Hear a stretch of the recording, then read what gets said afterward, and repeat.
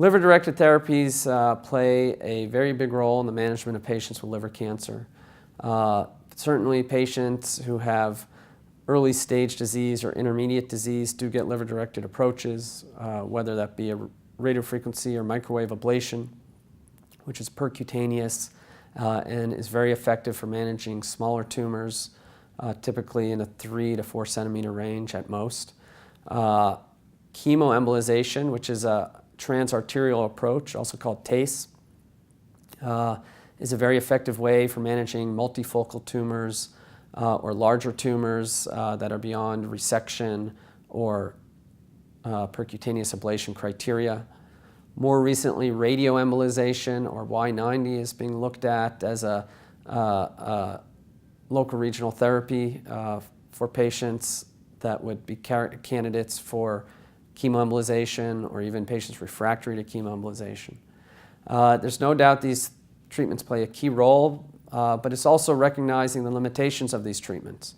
Certainly outcomes with any intervention are related to patient selection. Certainly patients have to be well compensated, right? They can't have significantly deteriorated liver function or they won't tolerate these approaches.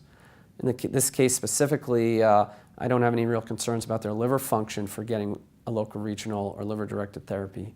However, there's several characteristics of this tumor that makes it not a good tumor for local therapy. One, it has macrovascular invasion. We know that is a poor prognostic sign for efficacy and outcome with local regional approaches. It is multifocal with several satellite lesions. In addition, it's a very large infiltrative tumor. That's a characteristic that typically does not do well with chemoembolization. Radioembolization is still being worked out where the most appropriate place for this therapy to be. Recent studies comparing radioembolization with systemic treatment for patients with more advanced tumors, possibly like the patient we have here, who has liver-confined disease but vascular invasion. This is a patient who we know gets a survival benefit from systemic treatment, and recent studies evaluating radioembolization versus systemic treatment with sorafenib have been negative, both the SARA and survenib study. So I think the specific patient we have here is not someone who would benefit from local regional therapy and is an appropriate candidate for systemic treatment. So this patient is an excellent candidate for systemic treatment. They have good performance status and they're Child-Pugh A. The patient is not curable because of the vascular invasion and the large tumor.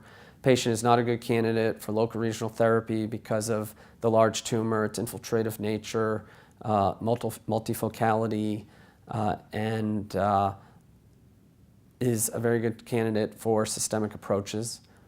A clinical trial, I think, would be the best option if there was one available. Outside of a clinical trial, currently the standard treatment would be sorafenib. Sorafenib has been shown repeatedly in randomized studies to improve survival with a manageable side effect profile, especially in someone like this who I think has high performance status and Child-Pugh A. Recently, immunotherapy approaches have been shown to have some activity in liver cancer. The current US FDA label involves nivolumab in patients who have progressed on sorafenib.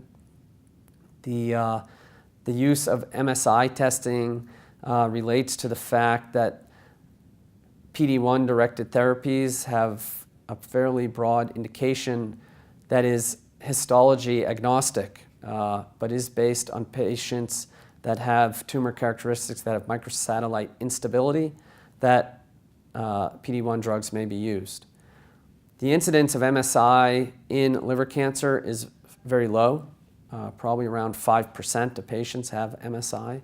The data of PD-1 inhibitors in MSI HCC tumors specifically is not a very large experience. Routinely, I do not check MSI status. Often we don't have tissue available to do that. I would say it's not unreasonable to send it at some point for this patient since the patient did have a biopsy. It may open up a therapeutic opportunity later on, but I think overwhelmingly the data for improving OS or overall survival right now is with the small molecule inhibitors.